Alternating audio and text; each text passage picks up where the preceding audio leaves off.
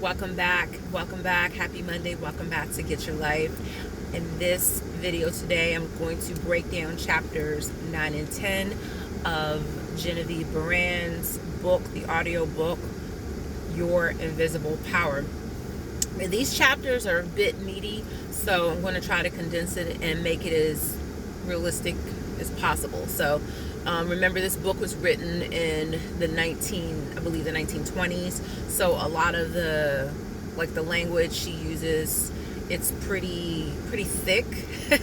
Of course, people don't talk like that again these days, but that's okay. I'm here to break it down for you. So today we're going to talk about briefly the power of attraction. The power of attraction. Whatever you are thinking, that is what you are attracting. So just think about anything that's in your life right now, your friends, sometimes you can't control your family, but your friends, the money you have, the money that you are making, the energy, even the clothes you wear, your job situation, the people on your job that you connect with. All of those things are based upon your thoughts and the power of attraction. So today, I'm going to just briefly give you a simple affirmation. And we're just going to touch on the power of attraction. Here is the affirmation that I want you to repeat. My mind is a center of divine operation. My mind is a center of divine operation. All the substance there is, I am. All the substance there is, I am. I am abundant. I am beautiful. I am wealthy. I am rich. I am educated. I am abundant. I am powerful. I am all of these things. I am the beginning of all forms, visible and invisible.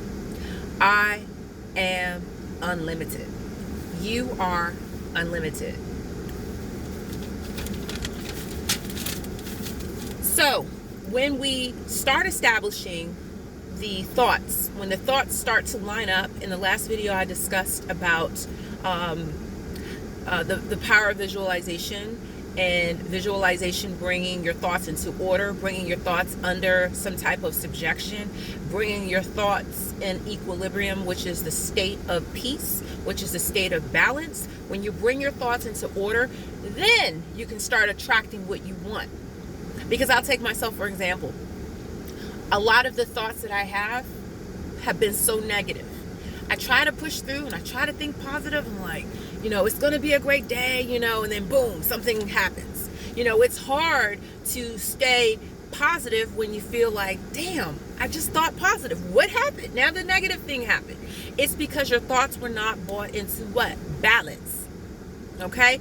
This means what? Being consistent in our thought life. Being positive consistently, no matter what. And then I talked about in my last video, not looking at what you see. So many of us are looking at what we see, what we hear, what we taste. It's hard because we're living in a spiritually negatively charged dimension. There's so many negative thoughts. There's so many negative energies surrounding us. It can be difficult to stay positive consistently. And again, this doesn't mean that you're a weak person. This doesn't mean that you're bipolar. It just means that we have to fight, or people like myself, who fight with the negative thoughts. You have to work a little harder to be consistent in your thought life. Because a thought can be like a horse. Horses can run wild if you do not tame them, if you do not train them. So therefore, when a horse runs, he's gone. It's hard to get him back. When that horse starts running off, trust me, it's not easy to get him back. But when a thought, or when a horse is trained, what can you do with the horse? You can ride him. You can transport things on a horse. You can travel on a horse, right? You can go places you haven't gone on a horse. You can do more on a horse than you can on foot. That's why those thoughts have to be what? Brought under subjection, in equilibrium, in a place of calm and peace and balance. Get that thought life together. So when these thoughts are brought under balance and equilibrium, now you can expect a corresponding result. All necessary conditions will come to you in due order. And this goes back to the God, the most high God. He wants things done in order. He doesn't want you all over the place thinking, oh, it's going to be all good today. But then boom, something negative happens. You're like, damn, my life is some ish. No, we got to bring things into order. And again, it's easy to think negative in these days and times because we're surrounded by propaganda media. We're surrounded by persuasion. We're surrounded by so many negative elements, which is a form of warfare, it's spiritual warfare. And the warfare has intensified in these days and times that we're living in. So that's all I have for now. That is chapters 9 and 10 from, I just touched on chapter 9 from Your Invisible Power. I'm going to break down a little bit more from this chapter, and then we'll get into chapter 10. So get your life more abundantly, bring your thoughts under subjection, stop looking at what you see, because again, it's easy to get persuaded and to get discouraged by what we see, especially living in these days and times. We're living in a time where our minds are under attack. Our thought life is under attack. Our finances are under attack. Our food is under attack.